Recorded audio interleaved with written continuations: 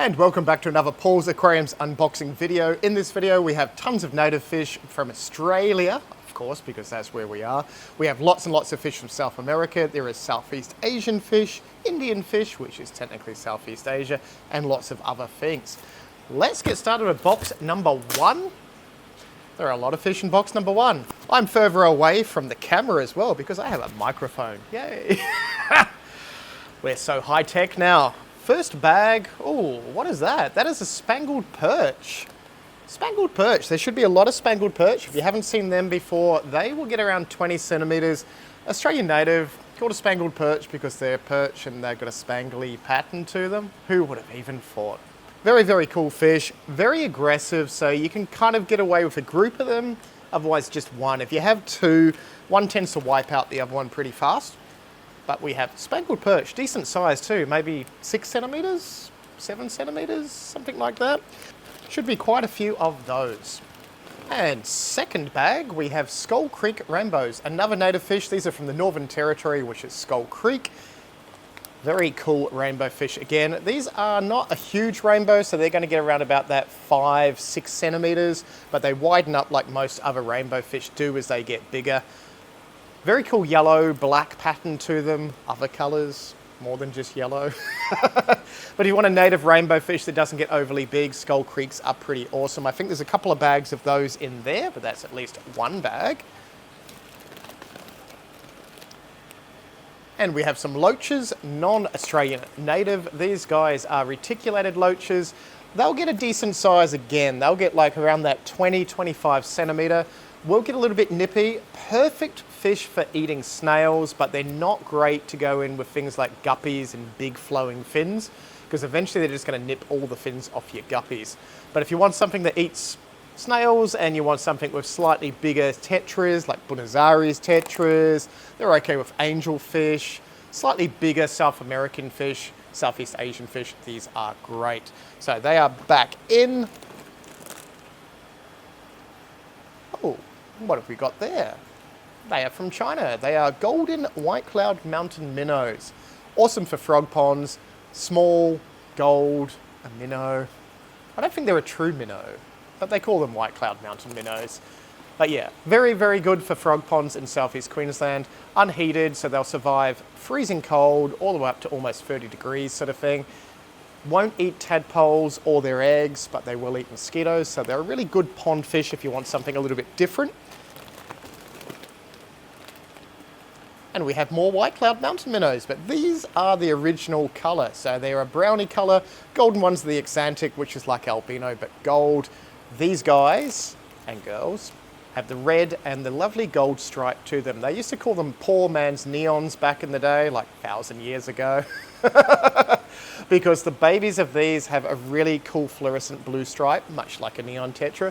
Unfortunately, they lose it when they're adults, but they still have, most people lose it when they're adults, don't they? But when they get bigger, they will lose that stripe, but they will still look like an awesome, awesome fish because they are an awesome fish. So everything applies to them as it does with the golden ones. We have more Australian native fish. We have bass. So Australian bass. We do have peacock bass from South America here, but they are Australian bass from Australia of all places. These guys are going to get around about that 40-50 centimeter max. Decent sized fish. Not as aggressive as the spangled perch, but they still kind of don't like being just two in a tank.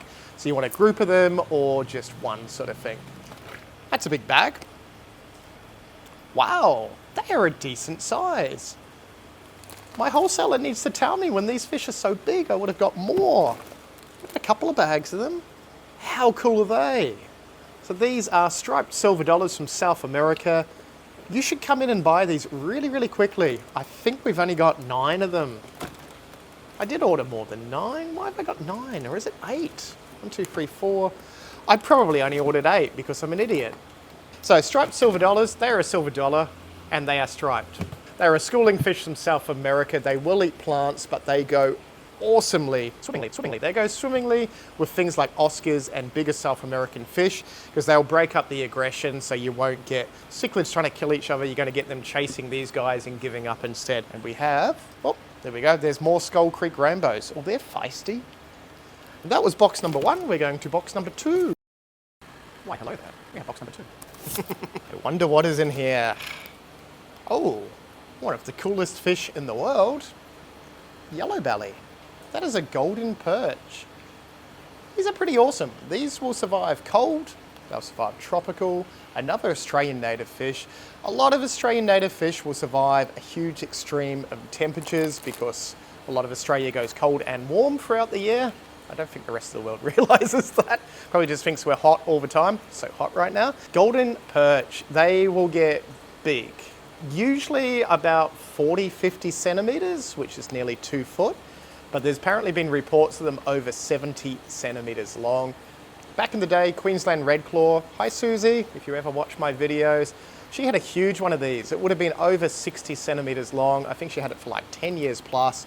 It was huge. Feeding it red claw crayfish in the huge pool that it lived in. Very impressive fish. Again, they do get big. They are going to fight with each other when they get bigger. So one in a tank or a big group of them together in a big pool.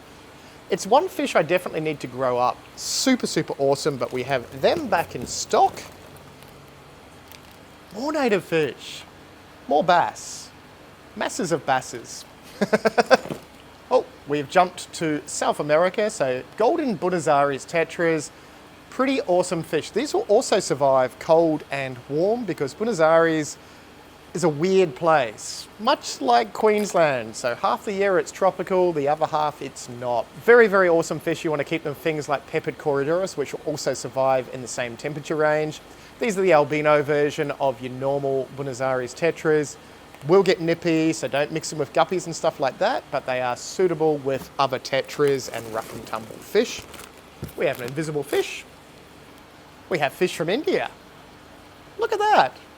Hello to my Indian viewers. Haha. So these are dwarf gouramis. These are the coral blue dwarf gouramis. They are line bred of the normal dwarf gourami in the wild that has like sort of a muddy browny red and blue stripe to them. So they've just line bred these to be an awesome, brilliant blue color. Very cool. They're dwarf gouramis because they stay small. So they're only going to get about 5, 6 centimeters. Ideal in ones or a group. Again, you don't want to have just two because one will harass the other one, but if you've got a group of them, they will be fine. And we have the flame red version. So these are exactly the same fish, but they're line bred to be red, not blue. But they have the awesome blue dorsal fin. They've never really line bred them to just have a red dorsal fin. Interesting. That's the wonders of genetics. And then these, I'm pretty sure, are the peacock variety. So these are the color enhanced, not really color enhanced. They're line bred of the normal ones to make them more colorful, but they still have the blue and red stripes. So you could have a blue one, you could have a red one, or you could have a blue and red one. All the same fish, super, super awesome. That was box number 2. Now we're going to box number 3. I'm not entirely sure why my arm is over there, but it is. We have box number 3. Bag number 1, box number 3. Don't do number 2. They are black ghost knifefish. South American again, very cool. 60 centimeters, 50, 60 centimeters if you're lucky. Awesome. They go by electricity in the water. They are black. They've got like a wiggly knife fin underneath them. They will get big enough to eat fish sort of neon tetra size, but they're okay with bigger fish that are not neon tetra size. Should be a fair few of these in here. There are some more there, but as you can see on the screen, they're so cool. I would recommend one per tank or a group of them if you're feeling frisky. Neon tetras. They're neon-y, they're tetry. Neon tetry. Neon tetras, South American, red, blue, lovely white belly. Awesome fish, as you can see. Don't mix them with the black ghost knifefish because they will go inside the black ghost knifefish. Black ghost knifefish will love that, but the neons will not. More South American fish. And they look decent too. They are. It's awesome when we get nice, decent otocinclus catfish. So these are a schooling South American suckerfish. They stay small. They're one of the most commercially bred smaller suckerfish, apart from bristlenose and stuff like that. These guys will get max maybe 5 centimeters or so. awesome algae eaters, perfect for little tanks. You do want to group of them. They don't really go well 1 and 2s. So try and get like maybe 4 or 5 in a little group, and they will just do their suckerfish things, eat algae, chill, look pretty awesome. We have fish from Mexico. Technically, line-bred fish that originated from Mexico, because these are balloon mollies, like a normal molly, but they're balloon-shaped. We had lots of them in, I think about 2 weeks ago, more in this time, obviously, because they're in this bag and more bags in there. But they don't get as big as a normal molly, which can be up to like 15 centimeters, 20 centimeters for some of the big sailfins. These guys will max out around that sort of 5 centimeter because they're round and 5 centimeter shape, technically. There's more. Oh, we have some Corydoras. They look like Sturbe Corydoras. So Sturbe Corydoras, South American, not a sucker fish. They rummage around the bottom, and this is rummaging around the bottom. You thought I was going to put a bottom on the screen then, didn't you? But I didn't. Schooling, peaceful, awesome. Get a little bit bigger than a lot of the other Corydoras, so these guys are going to max out about that 8 centimeter size, which is a pretty chunky Corydoras, say 6 to 8 centimeters. 8 centimeters on a good day, 8 centimeters after 8 centimeters if you're fishing. You want to get a group of like maybe 3 or 6 of them, but a really nice Corydoras. And we have more Corydoras. They're leopard Corydoras. Like the Sturbe Corydoras, but not. These guys stay smaller. They've got a cool sort of white corally pattern. Sturbos will get orange on the pectoral fins. These guys and girls don't. And they got a little black top dorsal fin. Very, very cute. Schooling, with all the different Corydoras species, you want a school of each type. So if you want these guys and the Sturbos, you want to get like 3 or 4 of each. Don't just get 1, 1, 1, and 1, because they're kind of wondering where their little mates are. That looks like all of the fish in box number 3. If you like this video, click the thumbs up so I know. If you want to watch fun, click that, click that, click that, click that. We'll see you in the next video.